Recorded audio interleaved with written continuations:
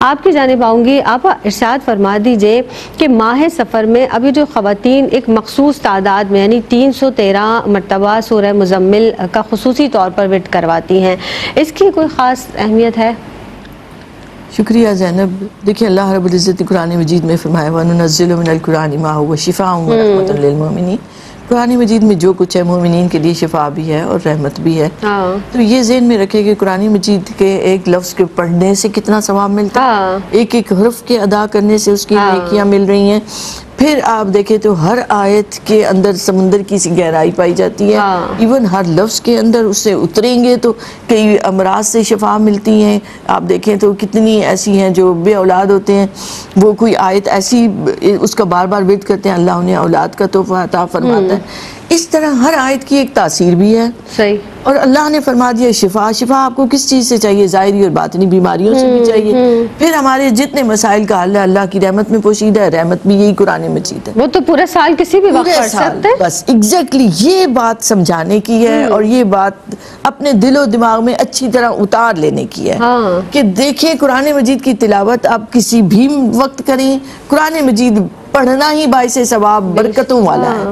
اسے مخصوص کر کے یہ سوچ کر پڑھنا کہ یہ مہینہ مردوں پر بھاری ہے، یہ مہینہ جو ہے آفتوں کا اترنے والا ہے، اب جب آپ سورہ مزمل پڑھیں گے تو وہ غلط ہو جائے گی، کیونکہ اب تو ہم پرستی کا شکار ہو کے پڑھ رہے ہیں۔ صحیح۔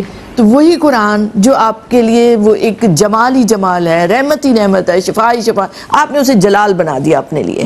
آپ نے جب اپنے عقیدے کو کمزور کر لیا، ایمان کو کمزور کر لیا، اور آپ اس لیے پڑھنے لگ گئے کہ یہ مردوں پر بھاری ہے، مرد باہر نکلیں گے، روزگار پہ اثر پڑے گا، تو یہ سارے آپ کے وہم ہیں، توہم پرستی ہے، عقائد میں کمزوری ہے، ایمان میں کمزوری ہے۔ اس کے بعد اب آپ سورہ مزمل پڑھتے ہیں تو کہیں نہ کہیں آپ کے ذہن میں یہ باتیں رہتی ہیں، جس کا نتیجہ یہ نکلتا ہے کہ وہ پڑھنا آپ کا درست نہیں شمار ہوتا۔ تو سمجھانے کی بات یہ ہے کہ یہ آپ کبھی بھی پڑھ سکتے ہیں۔ صدقہ و خیرات کرنا یہ اچھا عمل ہے، ایسا عمل ہے کہ اللہ کو بہت پسند ہے۔ انما الصدقات للفقراء، کہیں فرمایا فی اموالہم حق للسائل والمحروم، کہیں فرمایا صبح دوپہر شام جو خرچ کرتے ہیں فضیلت ہی فضیلت ہے۔ صدقہ و خیرات رد البلاء ہے، صدقہ آپ کی پریشانیوں کو کاٹنے والا ہے۔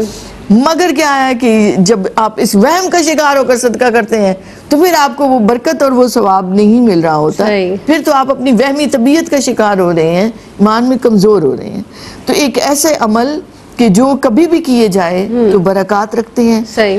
آپ اگر یہ کر لیں کہ اگر ہم نے مخصوص کر لیا کہ بھئی سال میں ہر مہینے کی ہمیں کسی ڈیٹ کو آپ 13 14 15 ایام 20 کہلاتے ہیں، ان میں آپ نکال رہے ہیں، صدقات دے رہے ہیں، تو ٹھیک ہے، آپ نے محرم میں بھی نکالے، آپ نے ربیع الاول میں بھی، ربیع الثانی میں بھی، سفر میں بھی آپ صدقات دے رہے ہیں، تو کوئی حرج نہیں ہے۔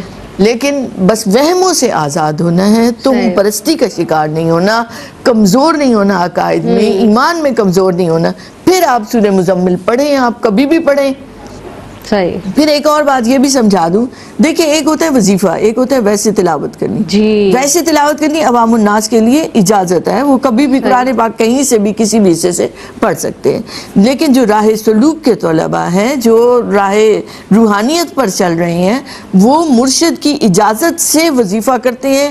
وظیفہ وہ ہوتا ہے جو کسی خاص مقصد کے لیے دن کو مخصوص کر کے، تعداد کو مخصوص کر کے کیا جاتا ہے۔ اگر کسی کی بغیر اجازت آپ کوئی وظیفہ کر دیتے ہیں، شروع کر دیتے ہیں، تو آپ وظیفے کے جلال کو نہیں سہ پاتے، جس سے آپ کی بیماری بھی آ سکتی ہے، آپ کے لیے نقصان دہ بھی ثابت ہو سکتا ہے۔ تو یہ آیات کا ایک جلالی رنگ بھی ہے، تو اس کو آپ آواز دے دیتے ہیں۔ تو وظیفہ کبھی بھی ایسے نہ کریں بغیر اپنی مرشد کی اجازت سے، اور جو عام تلاوت ہے وہ آپ کبھی بھی کر سکتے ہیں، کہیں بھی کر سکتے ہیں۔ آپ تو یہ کہ کتابیں اٹھاتے ہیں، کتابوں میں یہ اتنی بار لکھا اس کو پڑھنا شروع کر دیتے ہیں، تو ایسا مت کریں۔ اور ویسے تلاوت آپ ضرور کریں، تلاوت باعث برکت ہے، اونچی آواز سے کریں اس کی برکت ہے، دھیمی آواز سے کریں اس کی برکت ہے۔ ایک اندر باطن کو روشن اور منور کرتا ہے قرآن پاک، اس کا نور ہی نور ہے، عبارت ہے، پھر اس کی حقیقت ہے، اشارت ہے، لطافت ہے۔ اللہ اس گہرائی میں اترنے کی ہمیں توفیق دے تو ہمارے حصے میں بھی موتی اور ہیرے جواہرات آئیں، معرفت کے آئے، خشیت کے آئے، محبت کے آئے، ان کو لیا کریں۔ آمین، اللہم آمین۔ جی آپا، جیسے سورہ مزمل کی تو ویسے ہی بڑی فضیلت ہے، اور آپ دن میں، رات میں، کسی بھی دن، کسی بھی مہینے میں اس کو پڑھیں، اس کی فیض و برکات آپ کو انشاءاللہ تعالی ضرور حاصل ہوں گی۔ بس مشروط نہ کریں کسی خاص مہینے سے اس کو۔